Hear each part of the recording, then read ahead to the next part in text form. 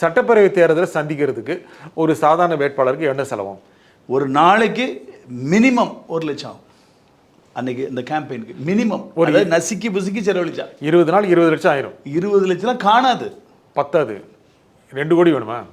2 கோடிலாம் தேவைன்னு இல்லை, பட் காணாது.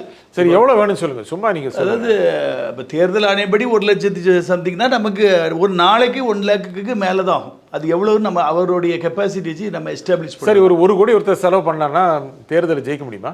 ஜெயிக்கிறதும் தோக்கிறதும் பணத்தை வச்சு கிடையாது, வாக்குக்கு பணம் கொடுக்காங்கல்ல, அதுதான் வேலை செய்யுது.